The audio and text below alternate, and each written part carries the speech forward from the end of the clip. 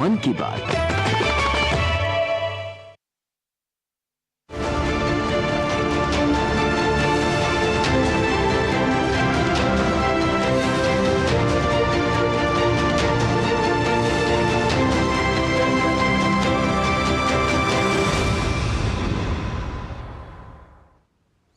नमस्कार।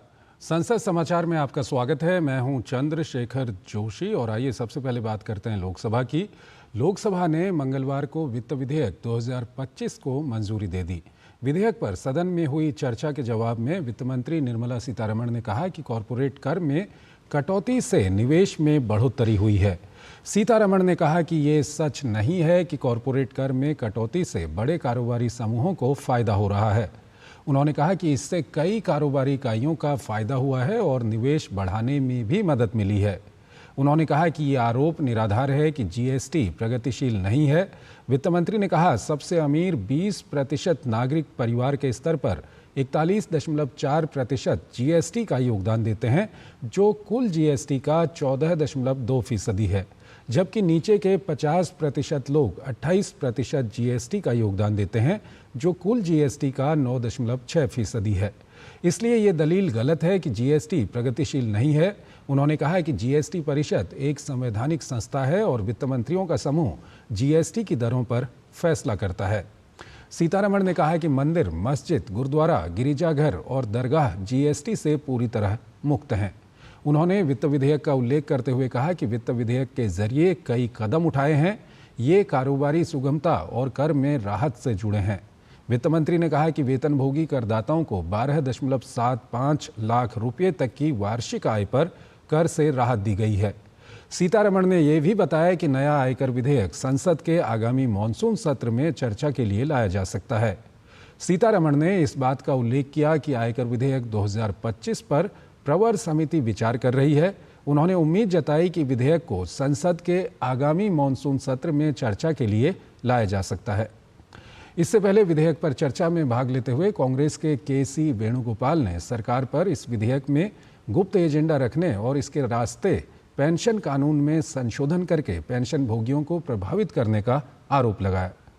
कांग्रेस सदस्य ने केरल, तमिलनाडु समेत देश के अनेक राज्यों में मनरेगा मजदूरों का बकाया वेतन देने के लिए केंद्र द्वारा राशि जारी नहीं किए जाने का आरोप लगाया।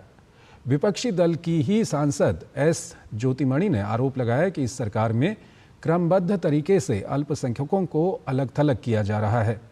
भारतीय जनता पार्टी के सांसद जगदम्बिका पाल ने कहा कि संप्रग सरकार के समय भारत की छवि बनाना रिपब्लिक की बन गई थी, जिसे मोदी सरकार ने फिर से उभरती अर्थव्यवस्था बनाया है। पाल ने कहा कि पहली बार इस सरकार ने संघीय ढांचे के तहत राजस्व व्यय में नहीं, पूंजी व्यय में विश्वास किया है और वो पूंजी निर्माण में विश्वास करती है। उन्होंने कहा कि इस सरकार ने पिछले साल की तुलना में 10.1% पूंजी व्यय बढ़ाया है। शिवसेना के धैर्यशील माने ने कहा कि 12 लाख रुपए की आय कर मुक्त करने का सरकार का निर्णय क्रांतिकारी है, जिससे आम आदमी को लाभ मिलेगा। समाजवादी पार्टी के लालजी वर्मा ने चर्चा में भाग लेते हुए कहा कि देश में आय असमानता बढ़ रही है और सरकार को विकसित भारत के लिए किसानों को प्राथमिकता देनी चाहिए। सपा की इकरा चौधरी ने कहा कि सरकार देश को 2027 तक तीसरी अर्थव्यवस्था बनाने की बात कर रही है, लेकिन प्रति व्यक्ति जीडीपी में भारत दुनिया के कई देशों से पीछे है, तो ये उपलब्धि फीकी साबित होगी। सदन में शून्यकाल के दौरान विभिन्न दलों के सदस्यों ने लोक महत्व से संबंधित मुद्दे उठाए।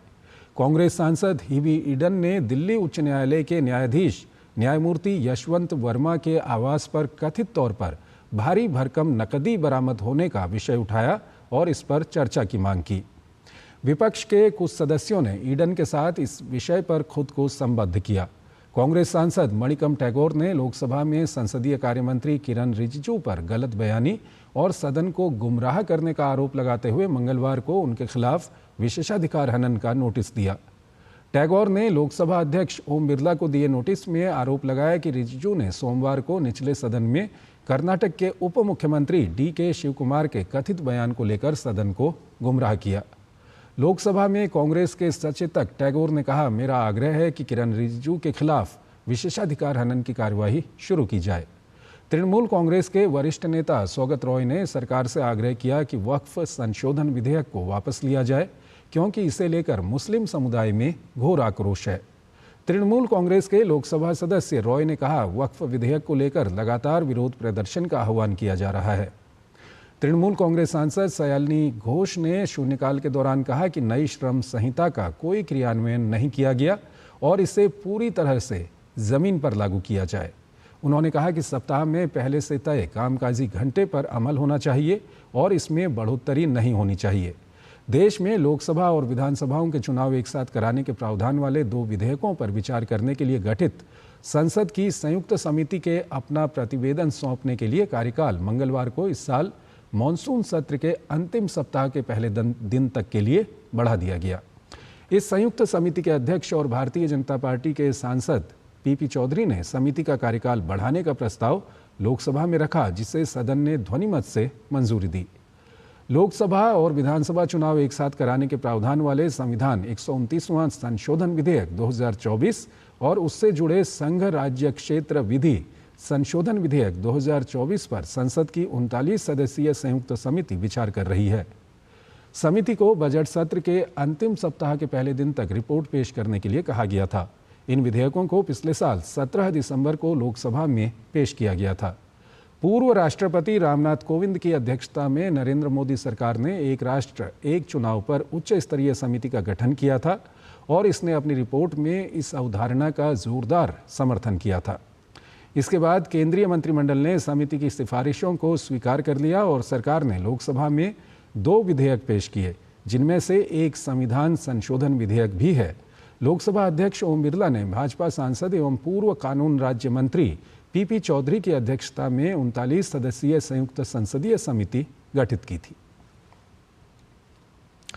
और आइए अब बात करते हैं राज्यसभा की। राज्यसभा में आज आपदा प्रबंधन संशोधन विधेयक 2024 को मंजूरी दे दी। विधेयक पर हुई चर्चा का जवाब देते हुए गृह मंत्री अमित शाह ने दावा किया कि पिछले 10 साल में भारत आपदा प्रबंधन के मामले में राष्ट्रीय ही नहीं क्षेत्रीय एवं वैश्विक ताकत बनकर उभरा है और इसे दुनिया भी स्वीकार कर रही है। उन्होंने कहा कि प्रधानमंत्री नरेंद्र मोदी ने आपदा के जोखिमों को घटाने के लिए विश्व के समक्ष जो 10 सूत्री एजेंडा रखा है उसे 40 देशों ने अपना लिया है और उसका पालन कर रहे हैं। उन्होंने कहा कि विधेयक में न केवल राज्य सरकारों बल्कि आम लोगों की भागीदारी का प्रावधान किया गया है। शाह ने कहा कि पिछले 10 सालों में आपदा प्रबंधन के क्षेत्र में जो परिवर्तन आया है, हम राष्ट्रीय स्तर के साथ साथ क्षेत्रीय एवं वैश्विक ताकत बनकर उभरे हैं, ये पूरी दुनिया स्वीकार करती है। गृह मंत्री ने कहा कि सदस्यों ने सत्ता के केंद्रीयकरण को लेकर चिंता व्यक्त की है, किंतु यदि विधेयक को ध्यान से देखा जाए तो क्रियान्वयन की सबसे बड़ी जिम्मेदारी जिला आपदा प्रबंधन की है, जो राज्य सरकार के तहत आता है। शाह ने कहा कि विधेयक में कहीं भी संघीय ढांचे को नुकसान करने की संभावना ही नहीं है। चर्चा में कई विपक्षी सदस्यों ने आपदा सहायता के मामले में केंद्र सरकार पर गैर भाजपा शासित राज्यों के साथ भेदभाव करने का आरोप लगाया था। इसी का जवाब देते हुए शाह ने कहा, वित्त आयोग ने आपदा सहायता के लिए एक वैज्ञानिक व्यवस्था की है। अमित शाह ने कहा कि जलवायु परिवर्तन के कारण आपदाओं का आकार और स्तर दोनों बदले हैं, तो इससे निपटने के तरीके और व्यवस्था भी बदलनी पड़ेगी और संस्थाओं की जवाबदेही तय करनी पड़ेगी एवं शक्तियां देनी पड़ेंगी। उन्होंने कहा कि केवल इतने उद्देश्य से ही ये विधेयक लाया गया है। उन्होंने कहा कि इस विधेयक को लेकर विभिन्न पक्षों से बातचीत की गई और उनके 89% सुझावों को मानकर इसे तैयार किया गया। उन्होंने कहा कि आपदा प्रबंधन में दक्षता, सटीकता, क्षमता, तीव्रता को समाहित करने के लिए ये विधेयक बनाया गया है। विधेयक में राष्ट्रीय आपदा प्रबंधन प्राधिकार और राज्य आपदा प्रबंधन प्राधिकारों को राष्ट्रीय कार्यकारी समिति और राज्य कार्यकारी समिति के बजाय राष्ट्रीय और राज्य स्तर पर आपदा प्रबंधन योजना तैयार करने का अधिकार सुनिश्चित किया गया है। इसमें राष्ट्रीय और राज्य स्तर पर आपदा डेटाबेस बनाना भी प्रस्तावित है, ताकि राज्यों की राजधानी और नगर निगम वाले बड़े शहरों के लिए शहरी आपदा प्रबंधन प्राधिकार और राज्य सरकार द्वारा राज्य आपदा मोचन बल बनाने का प्रावधान किया जा सके। इससे पहले चर्चा में भाग लेते हुए द्रविड़ मुनेत्र कड़गम द्रमुक के आर गिरिराजन ने ऐसी आपदाओं से निपटने के लिए एक अलग मंत्रालय बनाने और मंत्रालय के लिए अलग बजट नियत करने की मांग की। कांग्रेस के नीरज डांगी ने कहा, इस विधेयक में राज्यों के अधिकार एक तरह से कमतर करने का प्रयास किया गया है।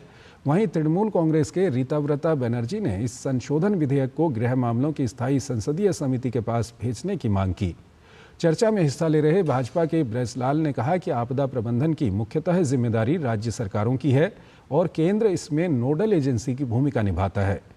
केरल के माकपा सदस्य ए रहीम ने दावा किया कि वायनाड में भूस्खलन के बाद इस सदन के सहयोगियों ने एमपी लेड की राशि से वहां के लोगों को सहयोग देने का फैसला किया था, लेकिन वायनाड की वर्तमान सांसद ने 1 रुपये का भी योगदान नहीं दिया।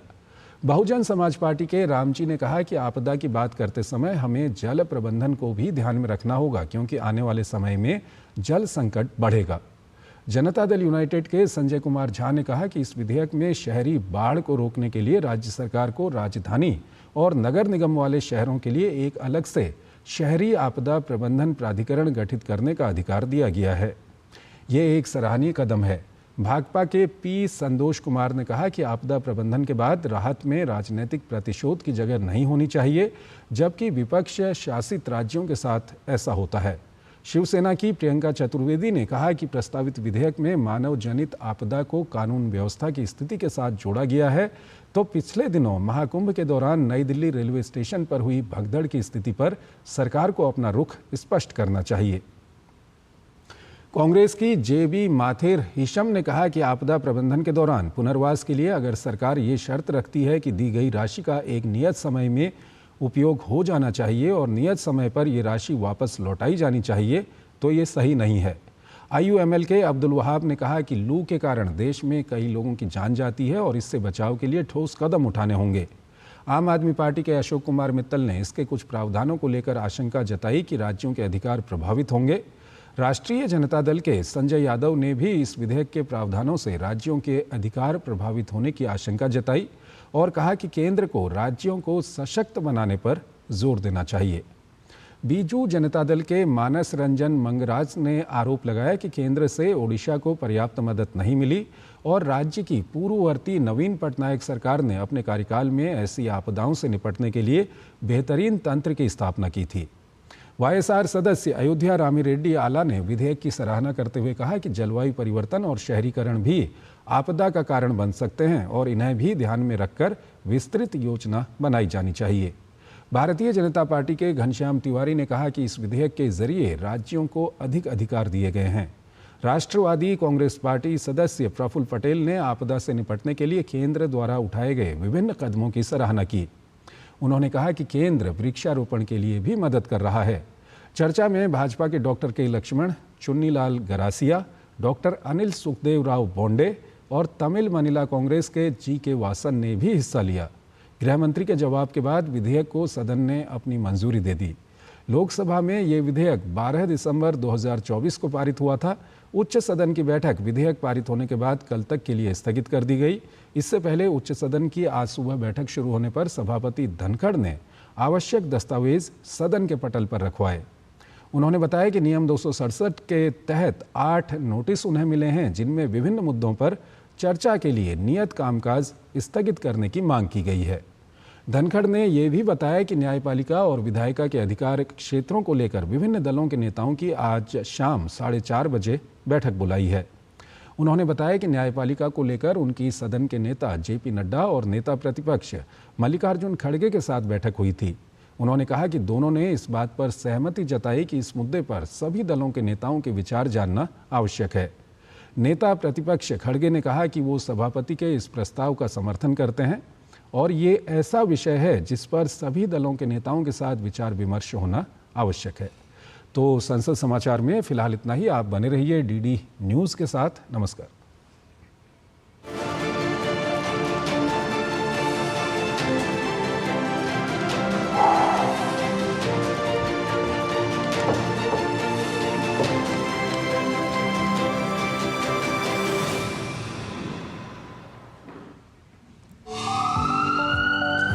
स्वास्थ्य से जुड़ी